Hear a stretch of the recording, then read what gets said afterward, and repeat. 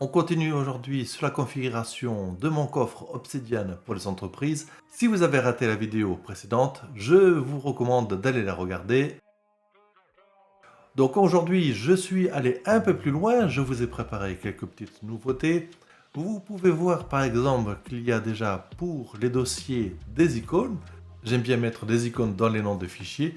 Donc c'est bien dans les noms des dossiers, ce n'est pas des icônes qui sont à part. Ensuite, vous voyez que j'ai sélectionné un fichier, le RH Meeting 2022-08-09, et il est marqué en bleu sur un fond blanc. Donc ça aussi, c'est une petite modification qui est possible de faire dans les préférences. J'ai donc fait la même chose pour le client 2. J'ai rajouté des icônes. Vous pouvez voir qu'il y a dans le projet documentation, donc maintenant, 3 fichiers. Il y a un projet doc How to changer le mot de passe et un autre envoyer un document avec un contenu bien sûr différent. Et vous voyez qu'on peut mettre aussi des images à l'intérieur. C'est ce qu'on va voir tout à l'heure. Enfin, j'ai rajouté aussi des modèles. Les modèles, donc un how-to, donc chaque fois que je vais faire donc un projet de documentation how-to, c'est ce modèle que je vais utiliser. Et pour les meetings, donc j'en ai deux. J'ai le meeting agenda, donc vous pouvez voir déjà le contenu du modèle et aussi un autre qui est suivi, qui est légèrement différent aussi. Donc je vais vous montrer aussi comment on les réalise. On repart au début et vous pouvez voir que pour les noms de dossiers, j'aime bien utiliser les emojis. Alors sur la marque, c'est tout simple de les rajouter. Vous cliquez tout simplement sur le bouton droit, vous faites renommer et ensuite contrôle commande espace et vous avez tous vos émoticônes que vous pouvez rajouter. Donc là, moi j'ai rajouté tout simplement une émoticône d'un bâtiment parce que c'est tout simplement un département, un bâtiment, un building, un département, voilà. Donc vous pouvez bien sûr choisir l'émoticône que vous voulez, vous avez le choix. J'ai fait la même chose pour les projets. Pour les projets, renommer, contrôle, commande, espace. Et en fait pour les projets, j'ai utilisé des briques. Ensuite vous pouvez voir qu'il y a des couleurs maintenant à l'intérieur dans les entêtes. Donc une entête avec une dièse mais aussi avec deux dièses. Et vous voyez que le fichier est surligné sur fond bleu. Ça c'est un paramètre du thème minimal que l'on peut modifier dans son module. Donc il suffit de faire apparaître les préférences du thème minimal. Donc ça se trouve dans le panneau de préférences, dans les modules complémentaires, Minimal Theme Settings. Et c'est tout simplement le Colorful Active State. Le Colorful Headings, c'est tout simplement aussi la couleur. Il va vous donner des couleurs différentes pour chaque niveau d'entête. Je trouve ça très pratique pour se repérer. Ensuite, j'ai commencé à créer des documentations et un premier how-to, donc un manuel que je vais pouvoir partager à mes collaborateurs. C'est vraiment orienté pour ces utilisateurs-là, pas pour moi. Donc on va commencer par le how-to envoyer un document. Alors cette note provient d'une note Evernote que j'ai tout simplement copié-collé directement à l'intérieur. Seul le titre, je l'ai mis en français parce que toute la note est en anglaise. Et vous pouvez voir qu'il y a des images à l'intérieur. Et si on regarde vraiment l'image, vous pouvez voir que, et ça c'est une caractéristique de Evernote à mon avis, c'est que toute l'image est encodée à l'intérieur même de la note. L'image ne se trouve pas, donc pas sur le disque dur, mais directement dans la note comme un texte. Donc c'est un encodage bien spécial. Mais ça ne vous empêche pas d'insérer vos propres images, bien sûr. Si je prends le How to changer de mot de passe, je copie-coller la note d'Evernote, donc vous voyez qu'il n'y a que du texte cette fois-ci.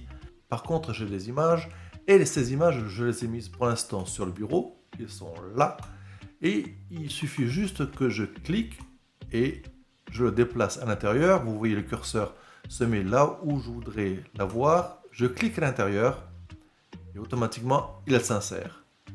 Et cette fois-ci, vous voyez que le lien, c'est vraiment un PNG, donc c'est point d'exclamation, deux crochets, le nom du fichier entre crochets. Et si vous avez bien remarqué, grâce à votre œil de lynx, un nouveau dossier est apparu, c'est le dossier souligné, et à l'intérieur de ce dossier, il y a notre fichier PNG. Donc si je clique dessus, on voit directement l'image. Donc là, je viens d'insérer donc l'image directement à l'intérieur, et cette image a été mise dans un sous-dossier. Ce sous-dossier, je l'ai aussi configuré. Je l'ai configuré dans la vidéo précédente. C'est tout simplement dans les préférences, on va dans Fichier et Liens, Et ensuite, dans Emplacement par défaut des nouvelles pièces jointes, j'avais choisi dans le sous-dossier, sous le sous-dossier actuel. Et je vais nommer ce sous-dossier souligné. Donc, quand la note se trouve donc, dans le dossier projet documentation, l'avantage maintenant, c'est que c'est beaucoup plus propre. Je ne vois pas tous les fichiers qui sont attachés. Cela ne vous empêche pas, bien sûr, de éventuellement sortir ce document et de le mettre dans le même dossier. Personnellement, je préfère mettre les images à l'intérieur. Enfin, pour créer donc ces documentations-là, j'ai créé un modèle. Donc pour le how-to, j'ai créé un modèle tout simplement how-to. Et pour ça, j'ai fait un modèle très simple puisqu'il y a juste le titre et ensuite juste 3 tirets qui font une barre de séparation. Comment faire pour insérer donc une nouvelle documentation avec ce modèle? Je clique tout simplement avec le bouton droit, je fais une nouvelle note que je l'appelle tout simplement projet doc documentation. Et là je fais un test. Voilà.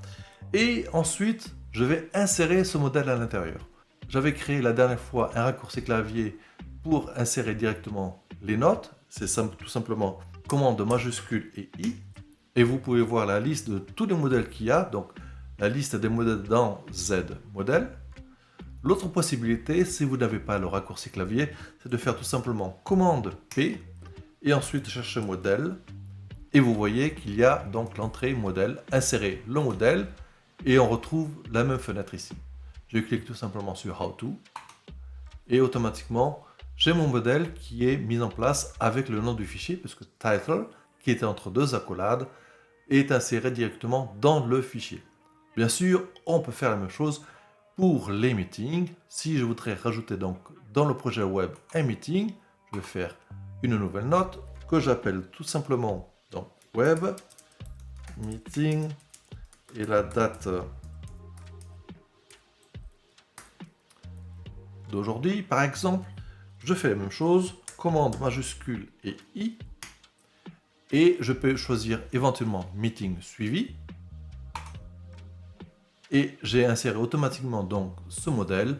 Et vous voyez que dans ce modèle de meeting, il y a certaines informations qui ont été modifiées. Donc déjà dans les détails, je mets le projet.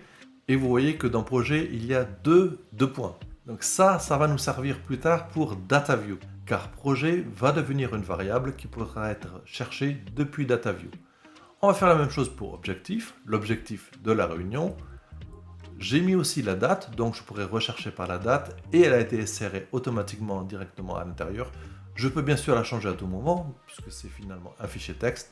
J'ai rajouté des participants, alors c'est tout simplement d'étirer avec un espace plus tard qui me fait automatiquement donc des points.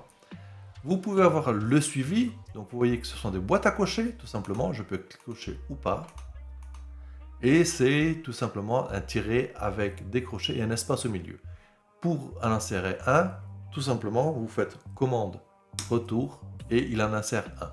C'est aussi simple que ça. La même chose pour les décisions, c'est juste d'étirer, donc une liste de décisions qui ont été prises durant le meeting. Et ensuite, vous pourrez écrire le résumé et les conclusions du meeting. Donc, il y a un autre type de meeting, donc c'est le meeting agenda, qui est aussi possible.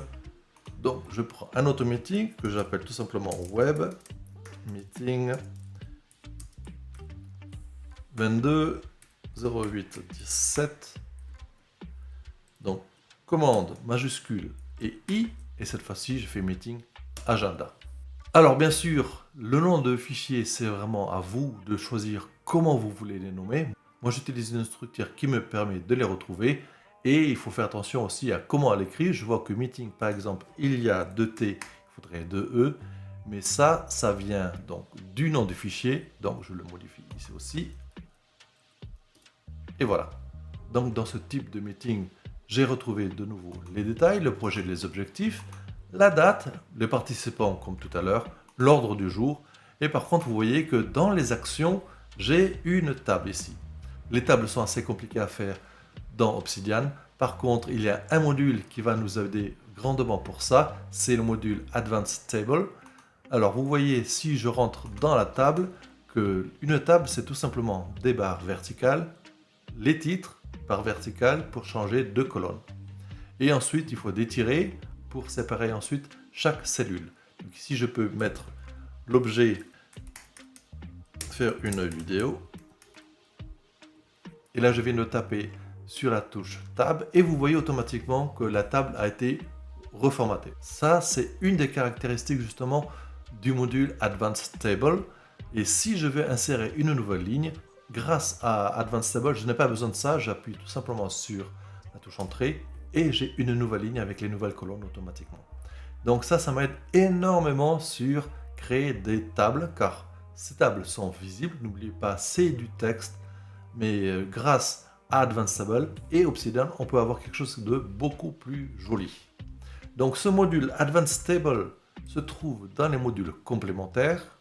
Vous pouvez aller tout simplement sur module complémentaire, parcourir, et il est tout en haut car c'est le premier de la liste avec un A.